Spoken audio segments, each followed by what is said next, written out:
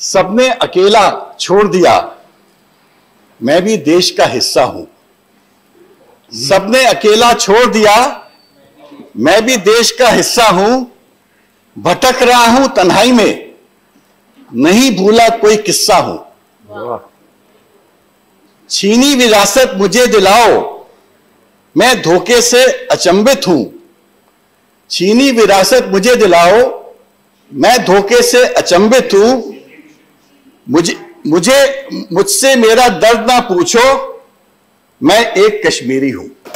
ये खाली मैं एज ए पंडित नहीं बोल रहा हूं, मैं एज ए कश्मीरी बोल रहा हूं। और कश्मीर में पंडित भी हैं, मुसलमान भी हैं, सिख भी हैं, डोगरा भी हैं, और सब पीड़ा में हैं। आप सोचो 6 साल से उस पूरे एरिया में आइदर गवर्नर्स रूल और प्रेसिडेंट्स रूल। 1990 से 2017 तक के जो मेरे पास आंकड़े हैं, 14,000 सिविलियंस की डेथ हो चुकी है। मैं कश्मीरी पंडितों की संख्या अलग से नहीं बता रहा हूं। 5,000 military army personnel and 22,000 militant, जो MHA के फिगर्स हैं। आप इससे अंदाज लगा सकते हैं कि कश्मीरी और कश्मीरियत की क्या हालत हो गई होगी by this time. I am reminded of a phrase by James Austin during the American revolution, taxation without representation is a tyranny. Sir, Kashmir is not just about Article 370. Kashmir is much bigger than Article 370. Correct. Jammu and Kashmir and Ladakh हमारे देश के एक अंग हैं। करोड़ों लोग वहां रहते हैं, उनकी कुछ विजन्स हैं, उनके कुछ एस्पिरेशंस हैं। अगर हम उन विजन एस्पिरेशन को बिना सुने उनका बजट हम डिसाइड करेंगे, इससे आपको समझ आएगा कि वहां के लोगों के ऊपर क्या पीड़ा इस वक्त होगी। Budget allocation for higher education has declined by 30%. Budget for cultural head has declined. Power development has declined. Public health engineering has declined.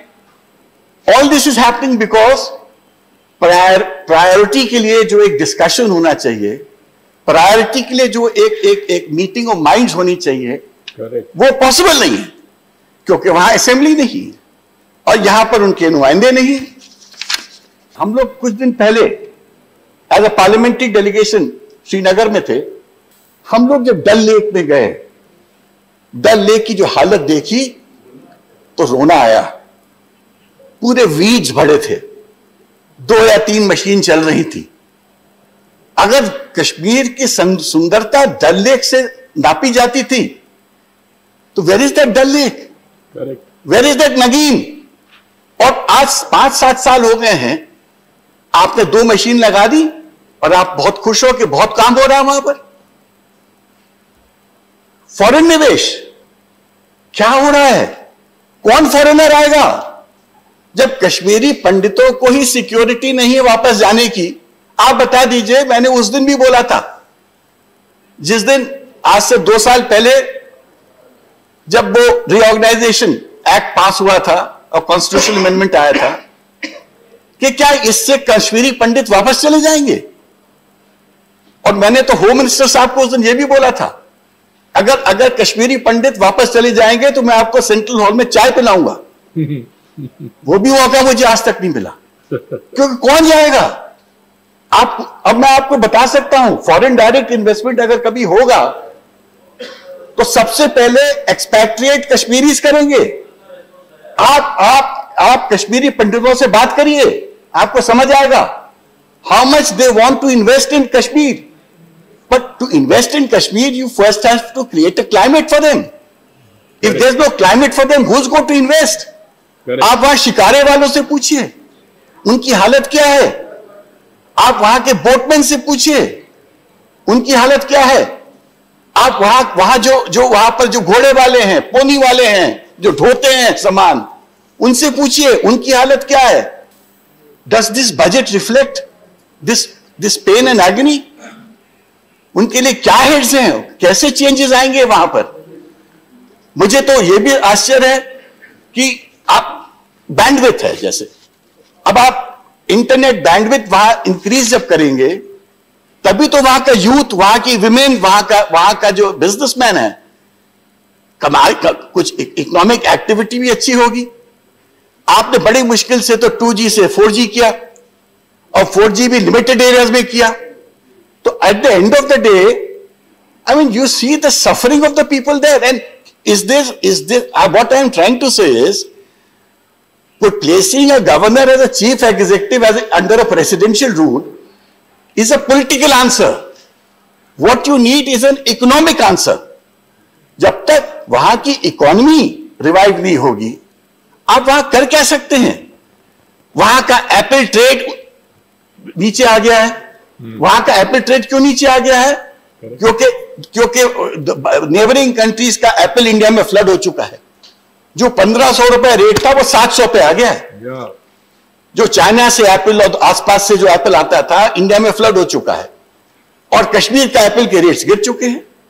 वहां की सैफरॉन इंडस्ट्री का क्या हुआ? आप देख लीजिए, प्रोडक्शन के बेबस सब फिगर्स हैं। वहां की जो आर्टिजन्स हैं, कश्मीर है द बेस्ट आर्टिजन्स। जो कश्मीर कारपेट्स, पश्मीना शॉल्स, आप लेडीज से पूछे कश्मीर इन चीजों के बारे में, पूरे इंडिया में इतने पॉपुलर थे। ग्रेजुअली वो that is a dying art, dying skill. आज उन आर्टिजन्स के बच्चे do not want to do what the fathers were doing because there is no incentive and there is no market. और जो हालत है कश्मीर की, उससे इतना डिस्पोंडेंसी है, इतना डिस्पेयर है कि it's like a dying world. आप माउंटेनियरिंग के लिए सोच सकते थे। I don't think there is any head for mountaineering. मगर sports, football is something which Kashmiris are passionate about. तो I can keep on adding. What I am trying to say is, अपार संभावनाएं हैं, मगर हम उन संभावनाओं को तभी टैप कर पाएंगे जब एक लेजिस्लेटिव असेंबली में उसका डिबेट होता, जब ये सब बातें वहां के लोग अपने गवर्नमेंट के सामने रखते।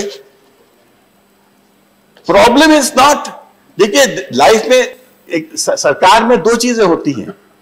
You can have a government, you can have a sarkar and you can have a shasan. Kashmir में शासन है, सरकार नहीं है। सरकार लोकतांत्रिक होती है, शासन गवर्नर्स रूल होता है। where there is a chief executive appointed by the president। तो आज वहां पर अब आप उन शासकों से क्या एक्सपेक्ट करते हैं? इसी तरह मैंने अब हमको याद है, आज प्रहलाद राय नहीं बैठे हैं, कश्मीर का बैट, कश्मीर विलो कितना फेमस ब्रांड होता था, क्रिकेटिंग बैट। आज कोई इसकी बात कर रहा है? Who is talking of that bat? आप इमेजिन नहीं कर सकते कि वहां के लोगों की क्या हालत है। इकोनॉमिक एक्टिविटी खत्म हो चुकी है, it is paralyse, budget is just some figures that have been given कि हमने इस हेड पे इतना दे दिया, इस हेड पे इतना दे दिया, बट उस हेड पे देने के बाद वो होने क्या वाला है? I will give you some more example. Covid आया, हजारों कश्मीरी स्टूडेंट्स पूरे इंडिया में फंसे थे। कोई पूछने वाला नहीं था कि वो वापस कैसे जाएंगे। हम लोग ने चिनार फाउंडेशन सेटअप की, उस पे जस्टिस काटजी और हम लोग जैसे 25-50 लोग थे, और हम लोग ने कम से कम 50-60 हजार कश्मीरियों की व्यवस्थाएं वापस जाने की जनतंत्र। देखिए, मान के चलिए राष्ट्रवाद बहुत अच्छी बात है, बट राष्ट्रवाद मानवता के बिना इज नो राष्ट्रवाद। अगर तो वो राष्ट्रवाद है नाजी का, वो राष्ट्रवाद है जापान का। हमको राष्ट्रवाद चाहिए बट मानवता के साथ चाहिए। हमको वो राष्ट्रवाद चाहिए जिसमें हम सबके उत्थान के लिए काम कर सके। मुझे तो अफसोस है कि इतना सब करने के बाद भी, इतना सब बोलने के बाद भी, जब सेकंड फेज आया तो मैंने खुद चीफ सेक्रेटरी से बात की। मैंने उन लोगों को बोला कि भाई, हम रोटरी इंटरनेशनल के माध्यम से आपको कॉन्सेंट्रेटर देना चाहते हैं जिससे किसी की डेथ ना हो। तो पहला जवाब ये आया, आपको देने की जरूरत नहीं, हमारे पास बहुत कॉन्सेंट्रेटर्स हैं। हम पार्लियामेंट्री डेलीगेशन गया, हमारे साथ वंदना जी भी थी। हम लोग ने 100 कॉन्सेंट्रेटर, 150 कॉन्सेंट्रेटर कश्मीर में दिए, जम्मू में दिए, लद्दाख में दिए, रोटरी के माध्यम से। और उसके बाद हमको वो बाद में बोलते हैं तनखा साहब और भिजवा दीजिए, अभी ये बहुत कम पड़ रहा है। मतलब वहां कोई ये भी नहीं सुनने वाला था, देखने वाला था कि ऑक्सीजन कॉन्सेंट्रेटर हर ब्लॉक में पहुंचे हैं कि नहीं पहुंचे। तो what I am trying to say, there is a complete administrative paralysis. I am a Kashmiri Pandit, there is a huge issue of Kashmiri pandits.